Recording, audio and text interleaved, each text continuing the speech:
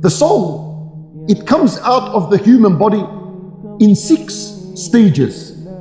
We want to speak about these 6 stages that Allah subhanahu wa ta'ala mentioned in the Quran, and they were mentioned by the Nabi sallallahu alayhi wa sallam in the ahadith. Number 1, when the soul or when a person is going to die, Allah subhanahu wa ta'ala sends the angels that are responsible to take this individual's soul. Because even though it is Malakul Maut that takes the soul out, his job is the last job.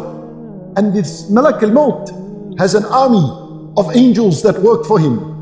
They're the ones that extract the soul first and foremost. Allah Azza wa Jalla, He said, our messengers, meaning our angels, will cause him to die. That's in the first stage.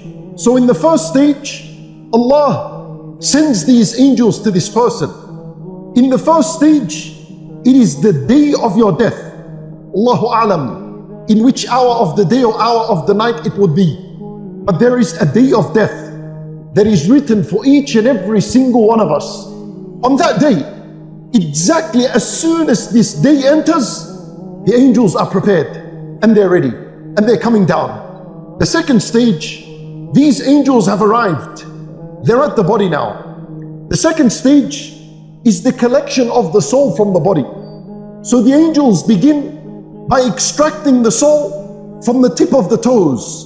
And as a result, the toes go cold and numb. And the soul is being pulled out upwards. So now it's collected from the foot. And it's collected from the shin. And it's collected from the knees. And a person begins to feel coldness and numbness in his feet.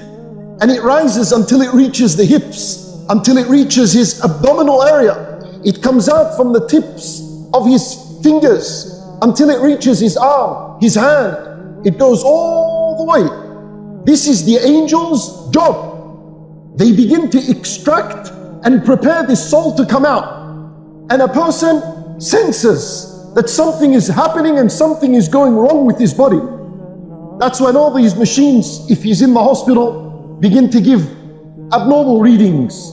The third stage is the stage in which the soul reaches at-taraqi. Allah Azza wa Jal, He mentions the third stage in Surah Al-Qiyamah. He says, when the soul reaches at-taraqi, which is the collarbone here. So this is the third stage. This is the time in which Allah would say, وَقِيلَ مَنْ رَاقَ. Those around him would say, where's the raqi? Where's the doctor? Where's the nurse? وَظَنَّ أَنَّهُ الْفِرَاقِ. And the person that is laying there knows certainly this is the moment of departure.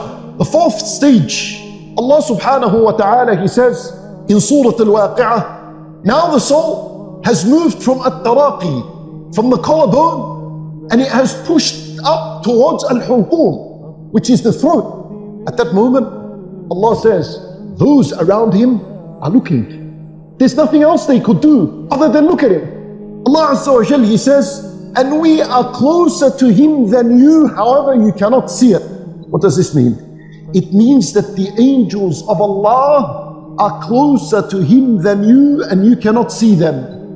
And the dying person sees the angels. It is at this moment that the person experiences fitnatul mamat. This is the worst of the stages. This is the painful stage. This is the most difficult stage. And that is when a shaitan will have the last battle with you.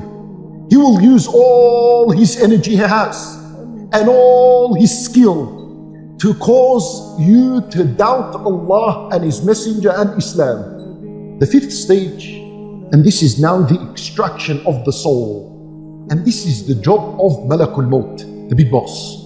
This is his job now. The final stage, Allah Azza wa Jal mentioned in Surah Al-Nazi'at, two situations.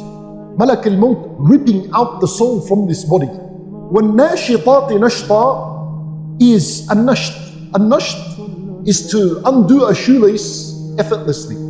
That's how the believer's soul is extracted, whereas the disbeliever's soul, it is ripped out.